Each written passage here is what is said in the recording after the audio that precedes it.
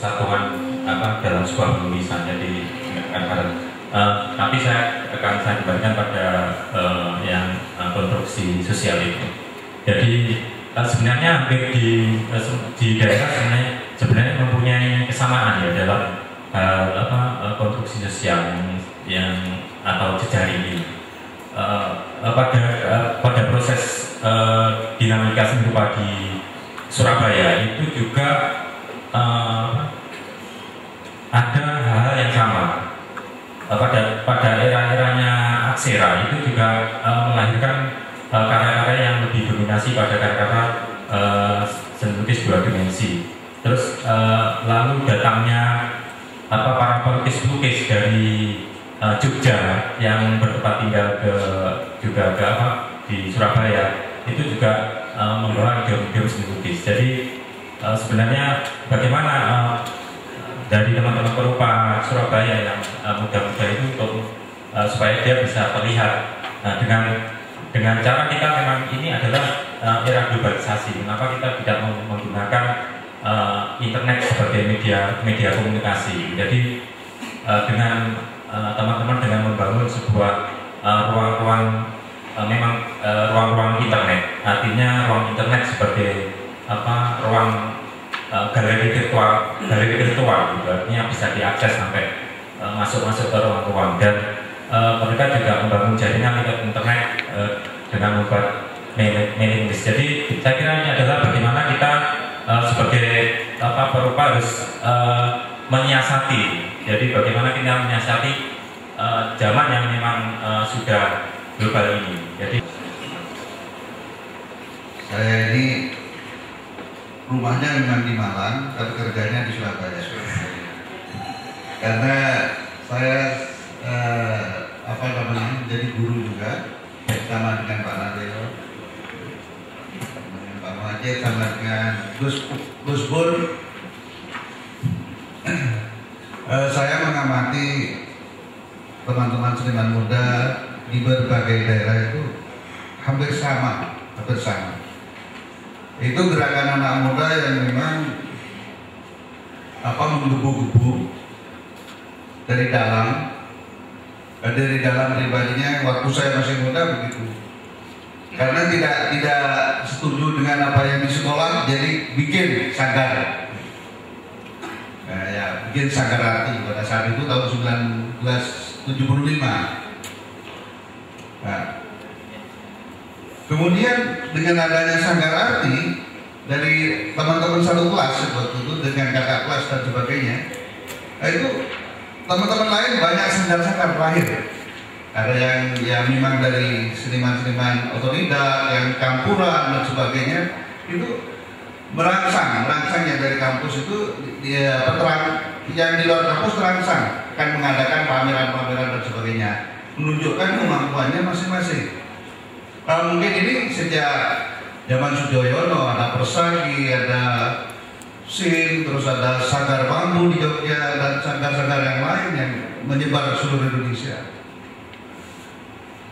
Semacam itu memang gerakan anak muda yang memang ingin selalu eksis secara pribadi, secara eksis secara kelompoknya. Di Malang itu ada pintu samping, ada jalan belok kiri jalan terus, ada kelompok-kelompok itu. Mungkin di Surabaya juga ada sanggar-sanggar yang juga begitu banyak juga. Memang di jurusan itu, di pendidikan itu, dosennya tidak pernah menyuruh kamu harus begitu. Cuma kalau saya ngajar, kamu coba bikin kelompok-kelompok kecil yang cocok dengan kamu sendiri. Di luar mata pelajaran ini, di sini cuma memberi jalan, kamu belajar, kamu begini. Tapi yang lain kamu harus cari di luar, karena kamu sudah dewasa, bukan anak SMA lagi misalnya. Harus bekerja sendiri, harus mencari sendiri. Inilah mulai saya amati, mungkin sama dengan di Jogja, di mana-mana sama. Di Bandung dan sebagainya ada kelompok seperti gerakan seni rupa baru kan karena tidak puasan itu, karena tidak puasan pada akademisi, misalnya ke pemerintahan dan sebagainya. Akhirnya bikin kelompok gerakan. Nah ini tergantung pada anak-anak muda yang mau nggak begitu, kan begitu. Prinsipnya kan begitu. Nah kalau di sekolah itu kan cuma mengajarkan teori ini, dia buku ini, caranya belajar begini, cuma begitu.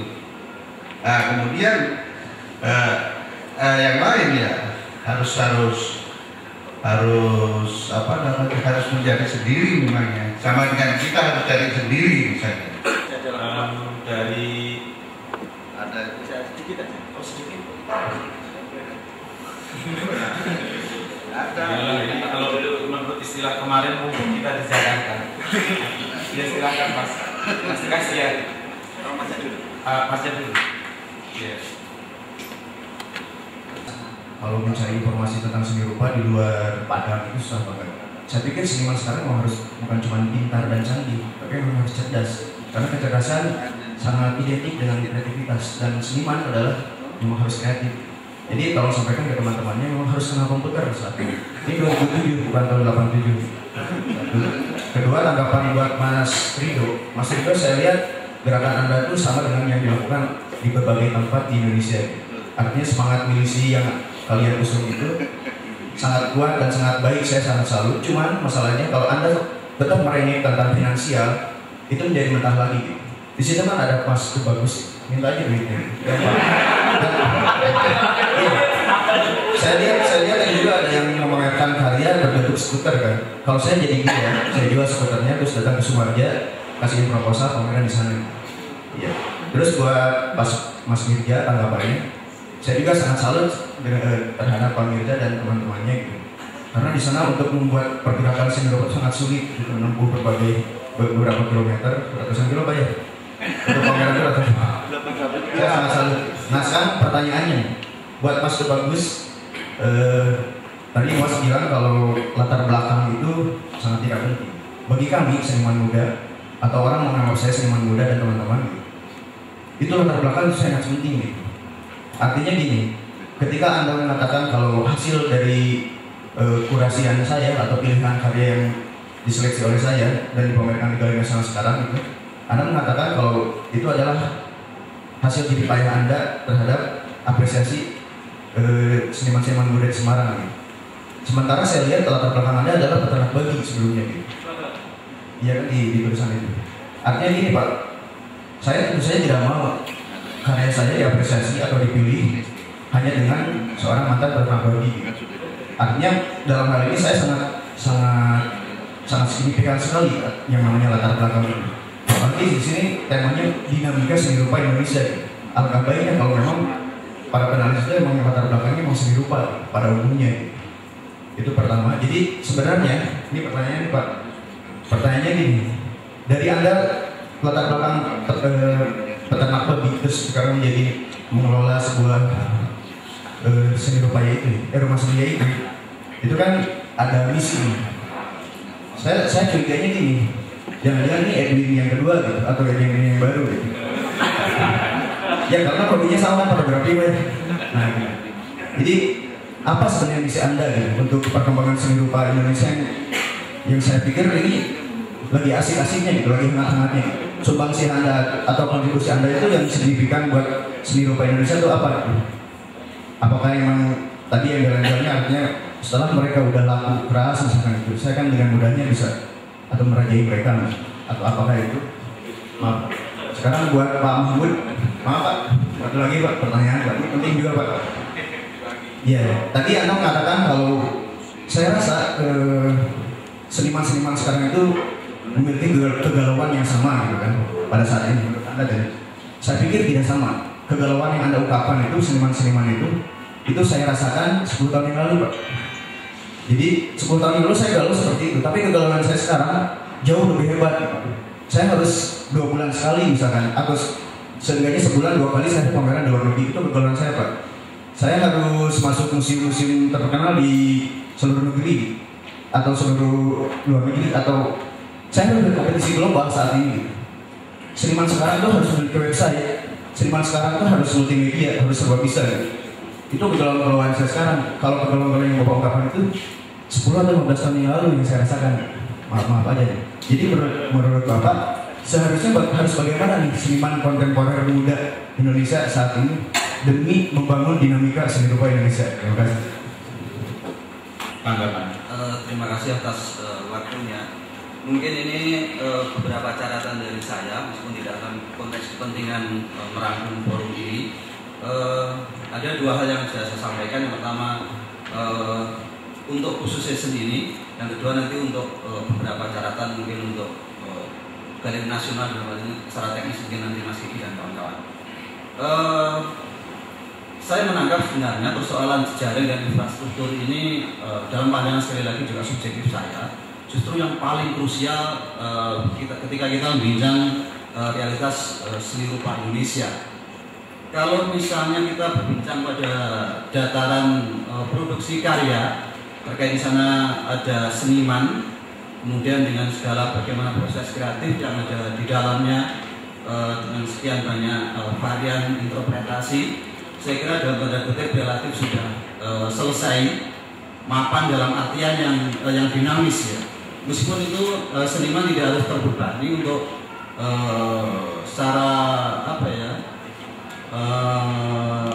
ilmiah terkait dengan tadi misalnya Mas Mahmud menyampaikan ketika berhadapan dengan wacana kontemporer banyak seniman-seniman yang menjadi gagap, menjadi kaprok dan sebagainya.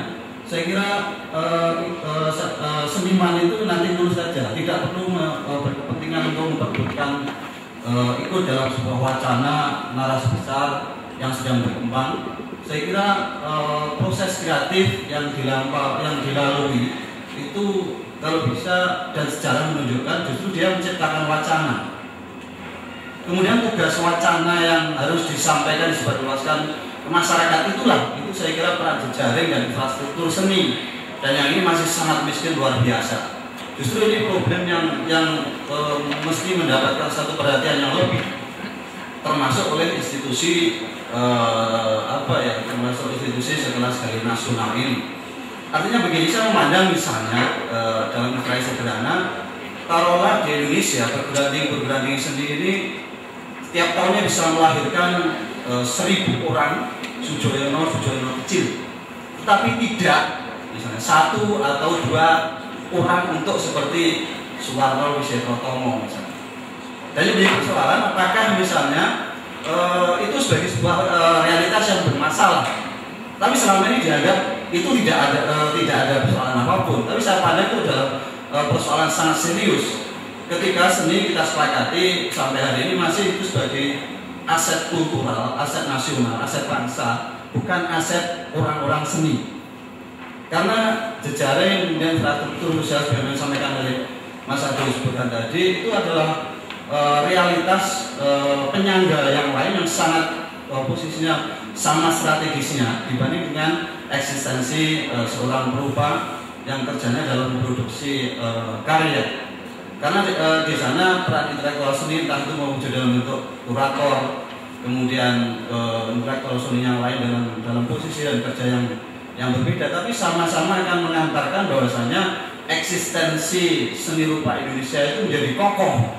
Pada para panelis yang ada di sebelah kanan kiri saya untuk memberikan ulasan terakhir, dan saya kira itu tidak perlu panjang-panjang. Yang penting mungkin Anda sekalian bisa menyaringkan pointers pemikiran Anda yang mungkin terkristal pada kata kunci yang seharusnya Anda sampaikan untuk bisa menanggapi berbagai persoalan yang ada. Sebenarnya saya cukup susah juga yang menanggapi dan yang menanya. Cuma mungkin saya menanggapi dari Mas Fatki, maaf saya lupa. Mas Kiono.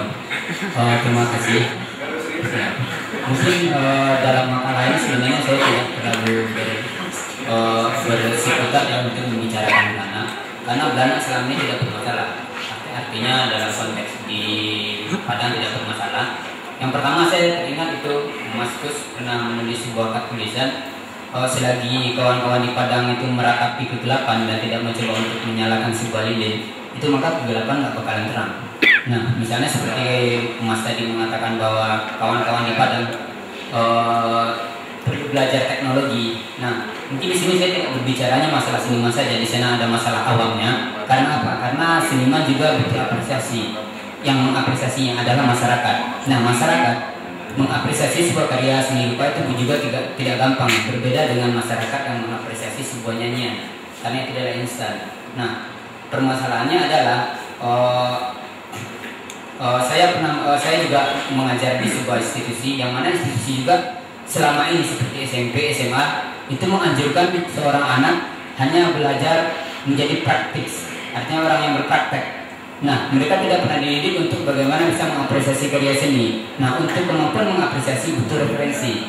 Nah, referensi itu untuk mengapresiasi karya seni salah satunya adalah yang paling terakhir, salah satunya adalah internet. Nah, kebetulan ketika saya mengajar di UNRI dan saya memperkenalkan kepada mahasiswa di sana, dan mereka tidak pernah menyentuh yang namanya internet. Nah, mungkin cara berpikirnya ketika saya yang melihat di tataran orang yang bisa mengakses itu tidak masalah, karena kita bisa ngomong gampang. Kamu kan bisa cukup Mas ya. Apa internet itu penting gitu ya? Enggak, iya. Masalahnya ini enggak, saya ingin menyampaikan bahwasannya menyikapi sebuah permasalahan itu bukan permasalahan dari orang-orang yang bisa berpikir. Kita harus mempertimbangkan bahwasannya untuk mengapresiasi karya seni kita mempertimbangkan orang-orang yang menginginkan mengapresiasi karya seni sedangkan dia terbatas informasi. Salah satunya saya tuliskan dalam tulisan saya adalah internet. Nah, mungkin di sini saya lebih senangnya itu mendengarkan pernyataan saudara Ngurah Suryawan. Di sini saya sebenarnya cukup senang sekali mendengar pernyataan itu. Pertama, di situ sudah terlihat sebuah kesadaran bahwasanya terjadi sebuah struktur-struktur yang membentuk sebuah sentralisasi. Nah, kalau misalnya seperti yang dikatakan bahwa kawan-kawan Dublana tidak ada bermasalah, cuma mungkin di sini saya ingin menyampaikan bahwa bagaimana kesadaran-kesadaran itu tumbuh dan kemudian kita di sini yang namanya membangun dinamika Indonesia itu sudah memenuhi kesadaran bahwa apa yang akan kita lakukan untuk mengantisipasi permasalahan yang dilakukan tadi. Tentang kawan-kawan yang berpameran di pameran di Galnas itu, saya tidak ingin mengatakan bahwa produksi artistik mereka adalah saya bagian dari itu, tidak. Bahwa saya ingin memberikan fakta objektif bahwa kawan-kawan itu 3 diantaranya adalah pilihan saya ketika mereka ke Filipina. Termasuk itu kawan-kawan ini yang di OK Video, dan itu terjadi di rumah Samiya itu satu. Sekali lagi saya tegaskan, saya tidak berurusan dengan klaim artistik mereka, saya tidak berani masuk ke situ, itu bukan wilayah mereka, tanggung jawab mereka sendiri itu. Kedua adalah bisa nggak kita semua berpikir dalam perspektif egaliter bahwa kita menghargai orang tidak dari persoalan latar belakang sejarah kelamnya sekalipun, tetapi kita melihat dari perspektif bahwa Anda adalah manusia, siapapun adalah manusia, kita punya kompetensi, kita hargai apa adanya. Karena kecemasan Anda itu terjadi juga di Semarang. Sama saja, mereka juga meragukan saya, sama saja. Tetapi buktinya adalah bahwa saya tidak punya latar belakang fotografi, tidak sekolah apapun. Saya pernah dipercaya menjadi koresponden foto media selama 3 tahun. Dan sekarang 1,5 tahun saya menjadi kontributor majalah fotografi Ikonia. Itu fakta, saya juga nggak tahu kenapa Anda bisa meragukan saya. Kemudian tentang misi visi RSI, apapun selalu terjadi di Indonesia, misalnya Turki, kenapa tidak menerima bahwa satu kehadiran lembaga dalam konteks industri seni rupa ini dihargai saja lah. Itu merupakan keuntungan luar biasa buat Semarang, bahwa ada satu tanah kosong yang dibangun dengan uang 400 juta hanya untuk membuat satu pameran-pameran seperti itu. Dan kalau memang ada beberapa karakter ungkapan yang mungkin kita rasakan bisa menjadi subjektif lagi, tetapi saya kira itu akan menjadi agenda pembicaraan di forum yang lain. Selanjutnya saya persilahkan Mas Ridho untuk memberikan tanggapan terakhir. Terima kasih. Pos-pos project ini mungkin akan dilaksanakan sebanyak 5 kali. Ini kurang 2 kali, ke-4 dan ke-5. Kemudian dari program akhir ini akan disidikan. Kalau memang kita bisa fantasi dan mendapatkan dana, akan kita bikin katalog. Harapan kami adalah CD dan katalog tersebut menjadi sarana untuk membangun jaring dengan organisasi atau kelompok-kelompok seniman muda yang ada di kota-kota lain, sehingga kita tidak hanya saling tukar-menukar informasi melalui internet, akan tetapi kalau bisa kita bisa melaksanakan tukar-menukar program atau event pameran atau proyek apapun itu sudah berupa. Seumpama pada kesempatan hari ini atau 2 hari ini kegiatan makalah seni yang ada di Galeri Nasional belum memberikan solusi, paling tidak setelah kita pulang dari Jakarta ini kita menjadi jaring yang sederhana dan bisa tukar-menukar program tersebut. Terima kasih.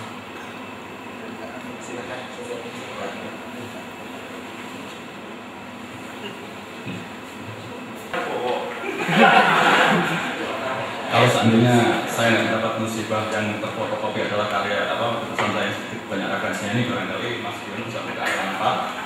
Bahwasanya saya sudah menulis perubahan para menggulirkan di daerah daerah itu sangat diinginkan para perubahan daerah. Ini saya tidak katakan ketika saya pendidikan artinya di daerah itu diskusi yang selalu diberikan adalah bagaimana memahami tentang kontemporer. Contoh TV, kita sering mendapat pertanyaan, apakah seni kontemporer yang tanpa budaya itu saja. Itu artinya sebuah pertanyaan yang sudah dijawab sekali karena sudah sangat elementer dan tidak pahamnya. Nah, itu artinya mereka anggap galau begitu. Dalam kali kalau Mas Jawa tidak, mungkin Mas galau tidak Mas Heru kan? Ya, mungkin tidak. Artinya yang di luar itu saya kira sangat berbeda. Apalagi dari yang lain itu yang saya alami datang ke masyarakat kita maupun di daerah itu sesuai perbandingan seperti itu Pak. Nah, rekornya. Mas sekalian, saya kira saya harus melakukan satu pengakuan bahwa sebagai moderator untuk sesi ini saya tidak begitu mampu untuk mengarahkan pembicaraan pada topik yang sebenarnya, bagaimana kondisi-kondisi di daerah itu sebenarnya mencerminkan kondisi secara umum konstruksi sosial kesenian pada akul yang ada. Namun demikian, saya kira dengan segala keterbatasan apa yang telah kita rasakan bersama dalam sharing berbagai pemikiran ini, kita bisa melihat ada satu proses dialektika pemikiran bagaimana kelompok-kelompok seni yang mempunyai visi baru berusaha menawar institusi-institusi yang telah mengembangkan estetika yang telah mapan maupun kedudukan seniman-seniman yang telah mapan pula. Dan ini saya kira tentu saja secara teoritis akan berpengaruh pada bagaimana sinergi seniman itu dengan jejaring yang lama, kemudian upaya-upaya untuk membentuk jejaring alternatif atau jejaring yang baru. Untuk lebih detailnya problem-problem yang ada di daerah-daerah bisa kita jadikan referensi bersama. Saya kira dengan pandangan yang seperti itu, saya harus segera menutup sesi yang terakhir ini karena Pak Surya Yuda juga sudah hadir dan tentu saja ini harus dilanjutkan pada acara berikutnya. Ibu dan Bapak sekalian, dengan marilah kita beri aplaus bersama pada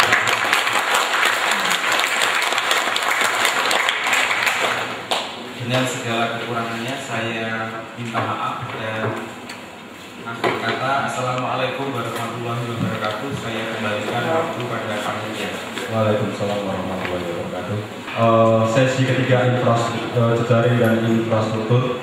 Kemudian kepada seluruh pembicara yang duduk di depan, kami persilakan untuk ke kursi yang masih kosong. Selanjutnya adalah rangkaian acara penutupan dan nanti ada foto bersama. adalah rangkaian acara penutupan Seminar Nasional Membangun Dinamika Seni Rupa Nusantara Dinamika Indonesia. Selanjutnya yang pertama, sebelum saya melanjutkan acara penutupan Seminar Membangun Dinamika Seni Rupa Indonesia, akan saya bacakan susunan acara penutupan pada sore ini. Yang pertama adalah penyampaian ulasan umum, yang kedua sambutan Direktur Kesenian, penutupan dan foto bersama. Sebelumnya kami persilakan kepada Bapak Dr. Andes Surya Yoga MSI, Bapak Tubagus Andri Sukmana, Bapak Dr. Agus Burhan, dan Bapak Rizky Ajayani untuk duduk di meja yang ataupun kursi yang telah disediakan.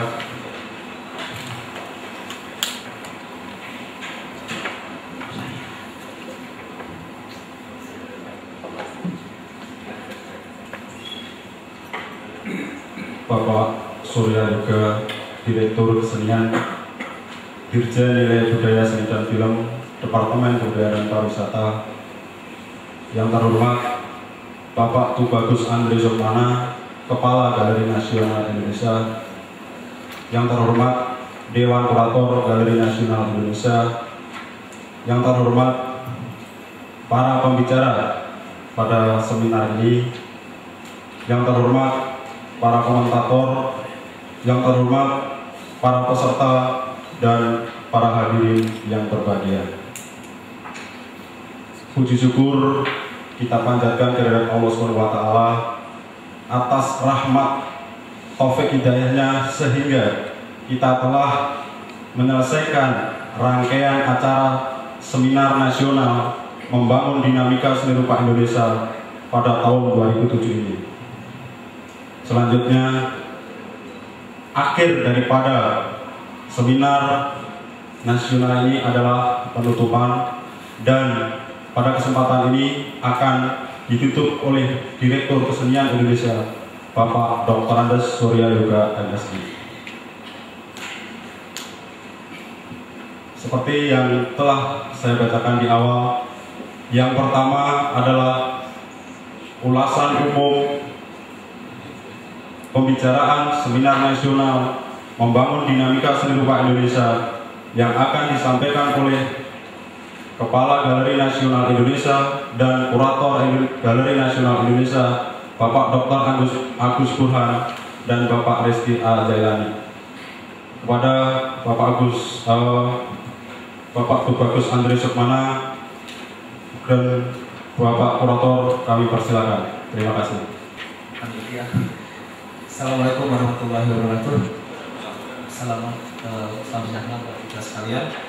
Alhamdulillah akhirnya selesai juga kegiatan seminar Membangun Dinamika Seni Rupa Indonesia. Kami dari atas nama dari penyelenggara sekali lagi mengucapkan terima kasih atas seluruh atensinya yang sudah dalam 2 hari ini untuk mengikuti rangkaian seminar kita. Tentu saja semua ini ada kekurangan dan kelebihannya, tetapi sebenarnya prinsipnya adalah kami ingin mencoba mencari semacam model-model atau suatu format-format dalam bentuk saresehan, diskusi atau seminar, apapun namanya. Tetapi intinya sebenarnya kami ingin mengakomodir seluruh potensi-potensi, baik itu kaitannya dengan kekaryaan maupun dengan wacana-wacana, fenomena-fenomena atau persoalan-persoalan seni rupa yang berkembang.